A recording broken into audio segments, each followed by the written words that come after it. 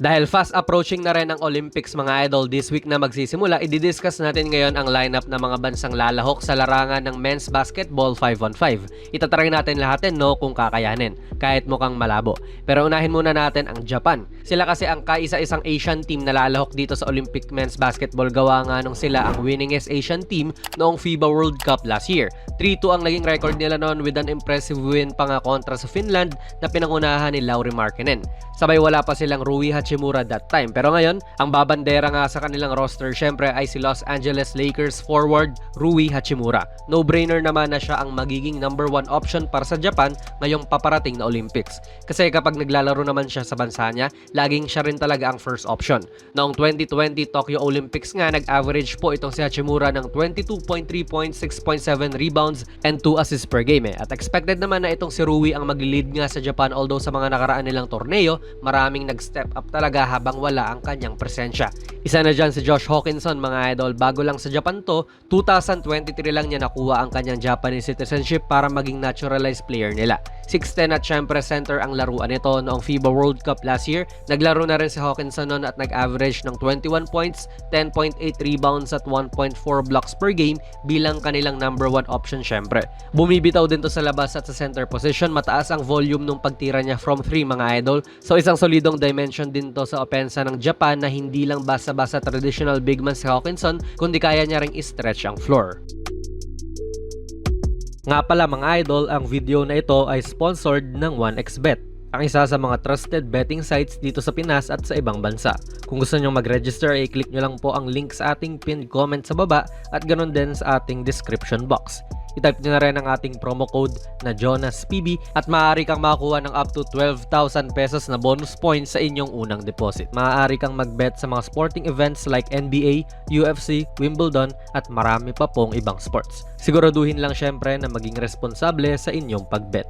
Isa pa syempre, si Yuta Watanabe na siyang naging leader din sa mga locals ng Japan noong World Cup last year. Nag-average siya ng 14.8 points, 6.2 rebounds, and 1.8 blocks per game. Kakaiba nga rin yung daan na tinatahak nito ni Watanabe mga idol Kasi kahit na pwede naman siyang maghanap ng panibagong team niya sa NBA, naglaro nga siya sa Phoenix Suns tapos na trade papunta sa Memphis sa kalagitnaan ng season nitong nakaraan lang, pinili niyang umuwi ng Japan at pumirma ng kontrata sa Chiba Jets sa isang record-setting na contract daw.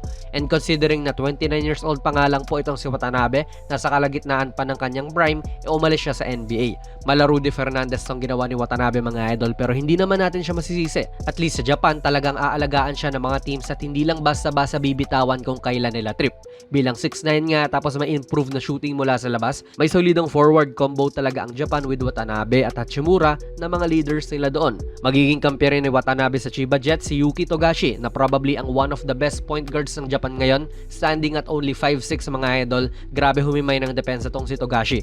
Heart over height din talaga. At nitong nakaraang World Cup, nag-average siya ng 4 points, 1.6 rebounds and 3.4 assists per game.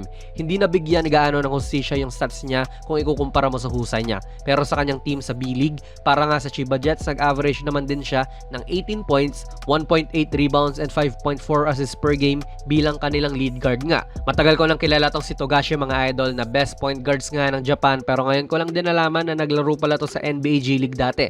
D-League pa nga ang tawag nun para sa Texas Legends. Naglaro siya roon ng 25 games, although hindi naman din nababad gaano. Kaya no joke din po itong si Togashi mga idol. Season veteran na rin siya sa Japanese basketball. Ang isa pa nilang point guard, ito marami rin talagang napabilib noong World Cup, sabay katandem din ni Kai Sotto sa B-League last season. Si Yuki Kawamura, 5'8 point guard naman to at nag-average ng 13.6 points, 2 rebounds and 7.6 assists per game. Na-outplay niya rin yung veteranong si Togashi noong World Cup at ang daming highlight plays din ito ni Kawamura mga idol.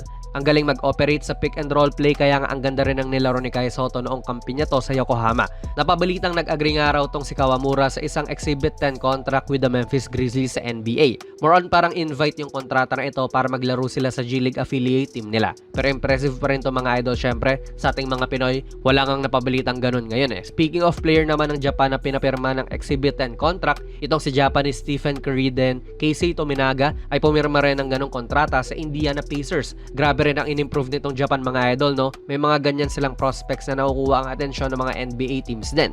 Point guard talaga itong si Tominaga at 6'2", pero since may mga mas maliliit silang guards, matik magiging dos to sa Japan at sanay naman din siya off the ball at noong World Cup nga pinakita niya yon. Nag-average siya ng 11.4 points per game on 37.5 shooting mula sa 3. Solid shooter tong si Tominaga mga idol at bawal mo talaga yan iwanan kundi pagbabayarin ka. Yuday Baba mga idol, hindi man nakarating talaga sa NBA pero nakalaro rin siya ng 2 season sa G League para sa Texas Legends. Baba din siya doon mga idol, no, at nag-average ng double figures para nga sa scoring noong huling season niya sa G League last 2022 to 2023 season. More of wing player naman po itong si Baba. Next up, Kai Toast. Naglaro to sa NCAA Division 1 basketball team ng UNC Wilmington at player din po ng Japan B-League para sa Alvark Tokyo. Nag-average siya doon ng 10.7 points and 4.8 assists per game. Sa kanilang preparation sa Olympics, hindi gaanong nabigyan ng minuto tong si Toast dahil na nga rin po sa stock ang kanyang possession. More of a third stringer to malamang. Yu Watanabe mga idol, hindi po siya kapatid ni Yuta Watanabe, wala po silang relation at ang isa pang apelido nito ay Hogland, Yu Hogland sa Amerika. 6'10" big man to na Japanese-American nga at para sa Ryukyu Golden Kings hindi naman siya gaanong napapasok. 4.8 minutes per game lang siya, so most likely ay third stringer lang din to sa lineup ng mga Hapon ngayon mga idol sa Olympics. Makoto Hijima naman, isa sa mga veterano na ng Japanese lineup na ito, siya nga actually ang pinakamatanda sa kanilang roster at 33 years old. Standing at 6'3", sabay nag-average siya ng 12.6 points, 2.5 rebounds and 3.7 assists per game bilang shooting guard nga ng Utsunomiya Breaks ng Japan B-League. Speaking of ang pinakabatang player naman nila sa roster ay itong si Akira Jacobs. 20 pa lang to mga idol at nasa college pa lang, naglalaro para sa Hawaii Rainbow Warriors ng NCAA Division 1. 6'7" ang height at para sa kanyang college team, nag-average to ng 2.4 points per game in limited minutes para sa kanyang freshman season. And lastly mga idol, si Hirotaka Yoshi, 6'5" wing player naman to at naglaro para sa Alvark Tokyo ng Japan B-League. 1.6 points per game lang ang in-average niya dito sa kanyang team last season mga idol. Bali yan po, mapapansin nga natin na mataas na rin talaga ang kalidad ng Japanese basketball at masasabi ko nga na isa na talaga sila sa mga powerhouses sa Asia. And bilang sila nga rin po ang lone Asian team ng Olympics Men's Basketball 5-on-5, maganda rin na pagtuunan natin ng pansin tong Japan kung paano sila papalag sa opposition. Makakalaban nga nila ang France, Brazil pati Germany sa darating na Olympics. Kung tayo sana ang pumasok noong OQT, edi kalaban din ang gilas ng mga to sa Group B. Anong bansa kaya ang kayang talunin nitong Japan sa Olympics? Ilagay nyo lang po ang inyong mga komento sa ating comment section sa baba. Plug na rin natin ang ating very first merch mga idol. Ako ang nag-design nitong mala vintage na Kobe shirt. 689 lang yan at ayan po ang nilalaman kapag bumili ka. PM lang kayo sa ating Facebook page for more info idol. Kung nagustuhan nyo po ang ating video ay pipindot na lang idol ng like button, mag-subscribe ka na rin sa ating channel at ako nga pala si Jonas PB and as always, hanggang sa muli.